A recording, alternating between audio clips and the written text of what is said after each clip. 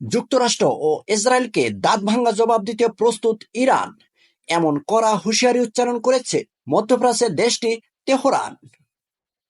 24শে June মঙ্গলবার এক সরকারি বিবৃতির মাধ্যমে ইরানের খাতাম আলবানিয়া সেন্ট্রাল হেডকোয়ার্টারের মুখপাত্র কর্নেল এব্রাহিম জুলফাগারি এমনটা জানিয়েছেন।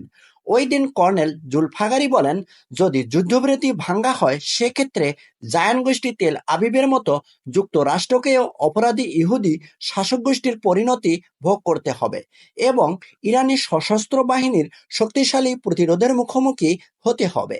তিনি আরো জানান, দোহার আল উদেইদ ঘাঁটি এবং অধিকৃত ভূখণ্ডে হামলার মাধ্যমে ইতিমধ্যেই ইরান সন্ত্রাসী ইহুদিবাদী ইসরায়েলকে এক উপযুক্ত শিক্ষা দিয়েছে। ওই দিন কর্নেল জুলফাগারি বলেন, হতাশগ্রস্ত জায়নিস্ট সরকার মিথ্যা অপপ্রচারে পারদর্শী। তিনি শেষ সময়ে এসে বলেন, ট্রাম্পের যুদ্ধবিরতি ঘোষণার পরেও 24শে জুন মঙ্গলবার সকাল থেকেই ইসরায়েলের ড্রোনের মাধ্যমে ইরানের আকাশসীমা লঙ্ঘন করে আসছে এবং কিছু নির্দিষ্ট অঞ্চলে হামলা চালিয়েছে জায়ান গোষ্ঠী সরকার।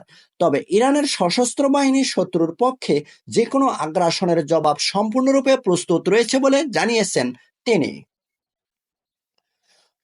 অন্যদিকে আবার ইরান দেশটির পার্লামেন্টের স্পিকার মোহাম্মদ বাগের গালিবাফ জানিয়েছেন, আমরা যে কোনো মুহূর্তে ইসরায়েল ও যুক্তরাষ্ট্রের বিরুদ্ধে ট্রিগার টানতে প্রস্তুত রয়েছি। সংবাদ সংস্থা তাসনিমের খবরে বলা হয়েছে, স্পিকার মোহাম্মদ বাগের গালিবাফ জানিয়েছেন, আমরা কেবলমাত্র ইরানের মহান ও বীর জাতির স্বার্থে এগিয়ে যাব।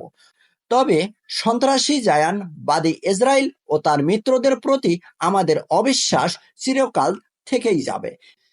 একই সঙ্গে তিনি ইসরায়েল ও যুক্তরাষ্ট্রের হামলা বন্ধ করতে ব্যর্থ হওয়ার জন্য জাতিসংঘ এবং এর পারমাণবিক পর্যবেক্ষণ সংস্থার সমালোচনা করেন।